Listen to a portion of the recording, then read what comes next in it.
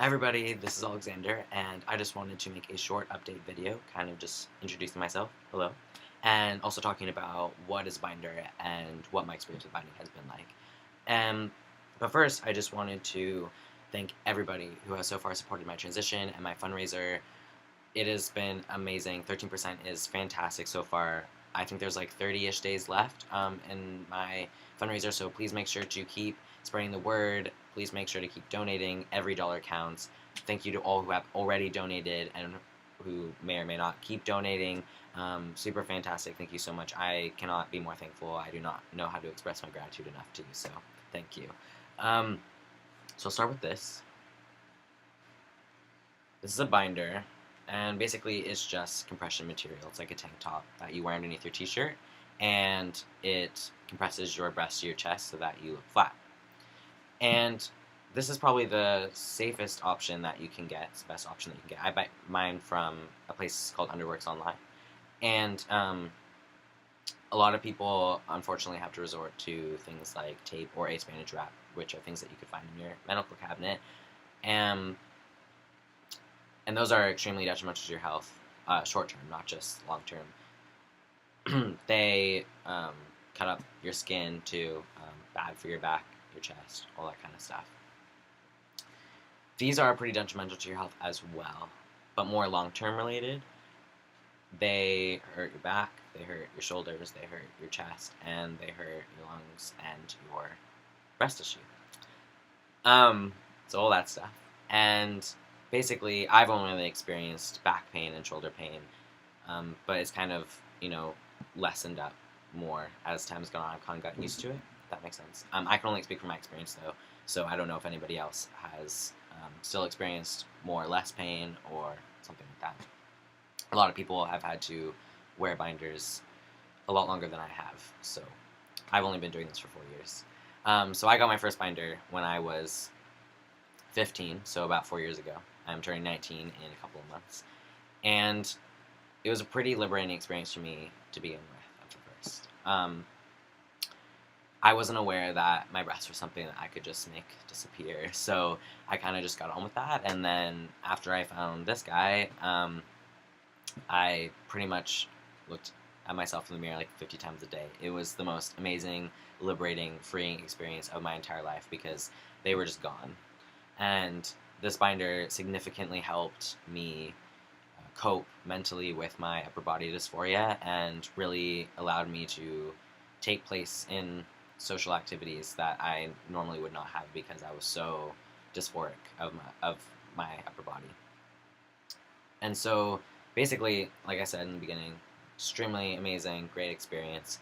Obviously, it's 4 years later. I'm a different person. I'm older now. I'm in a different situation, and my transition has progressed significantly. I've been on hormones for about 8 months. I said that, I think, in my little story there.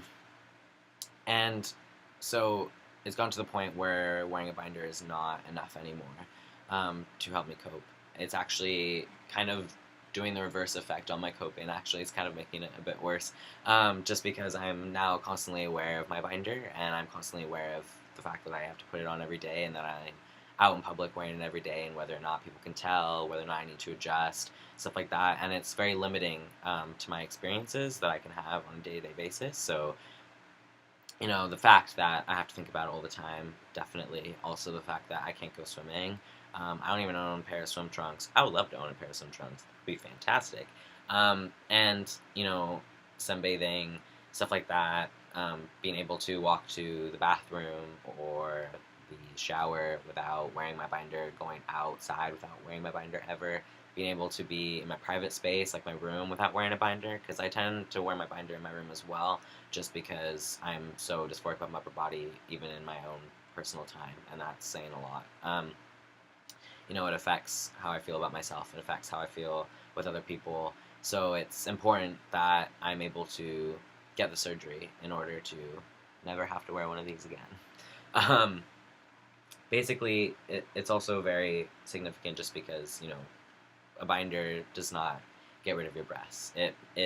That's the final thing right there, right? It's just that, like, I yes, I'm flat and people can't tell and it's fantastic, but it they're still there, and I still know that they're there, and I can still tell that they're there. Whether or not people can or not, it doesn't matter. It's more of a personal thing as well. It's gotten to that point. So, basically, it's also important because I'm going to England next year. I'm moving there for university for 3 years, which is super exciting. I'm really pumped.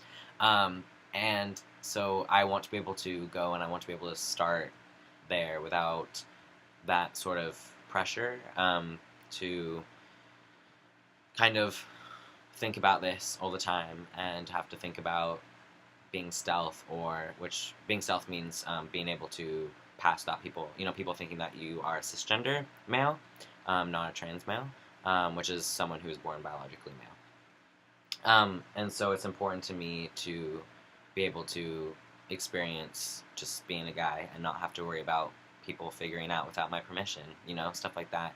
And that's why I'm also planning on getting my name and gender changed this summer as well before I leave. So it's really important that I be able to have my surgery before I go, and also because after I leave, there's no possible way I will have the time to be able to come back and get my surgery until after I graduate, and that's 3 years from now, and I'm pretty confident that I won't even be able to last another year. So this summer is probably the most possible time that I have to get my surgery, and so that's why I started my fundraising. So I hope that answered questions.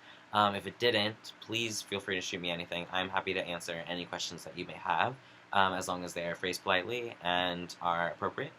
Yeah,